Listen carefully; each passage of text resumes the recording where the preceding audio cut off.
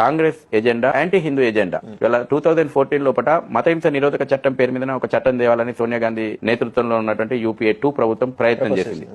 Draft bill కూడా తయారు చేసింది. మనందరి అదృష్టం, దేశంలో ఉన్నటువంటి హిందువుల అదృష్టం ఏంటంటే నరేంద్ర మోడీ ప్రభుత్వం వచ్చింది. ఆ చట్టం కింద అమలు అయ్యుంటే ఇవాళ ప్రతి హిందువు జైల్లో ఉండాల్సి వచ్చింటుంది. ఎంత ఘోరమైనటువంటి చట్టం అంటే, 2 అరటిపండ్ల షాపులు ఉంటాయి, ఒకటి హిందువు ఉంటుంది, ఒకటి ముస్లింలు ఉంటుంది. నేను పోయి హిందూ షాప్ లో అరటిపండ్లు కొనుక్కుంటే ఒకవేళ ముస్లిం కు నేను ముస్లిం అనే అనుమానం కారణంగానే నా షాప్ కు రాలేదు, నాకు అభద్రత వచ్చిందని చెప్పి కూడా నా మీద కేసు పెట్టవచ్చు. 6 నెలలు. ఇంత ఘోరమైనటువంటి డ్రాఫ్ట్ అంతే. ఈ దేశం లోపల హిందువులను చట్టం అండి, మతహింస నిరోధక చట్టం అనేటువంటిది 2014 అని కొట్టండి, అన్న విషయాలు తెలుస్తాయి. అటు పలానా ముస్లిం కు మీ మీద అనుమానం వచ్చినా మీ మీద కేసు పెట్టవచ్చు. మీరు ఎన్నడూ జీవితంలో కలవని వ్యక్తి అయినా సరే, మీరు ఇక్కడ జూబ్లీ హిల్స్ ఉంటాడు, ఆయన ఎన్నో కరీంనగర్ లోనో వరంగల్ లో ఉన్న ముఖం నచ్చక మీరు మీ ముఖం చూస్తే భయం వస్తే మీ మీద కేసు పెట్టవచ్చు. ఇంత ఘోరమైన చట్టం ఈ దేశం లోపల హిందువులను సెకండ్ గ్రేడ్ సిటిజన్లుగా ట్రీట్ చేసేటువంటి చట్టం చేయబోయింది.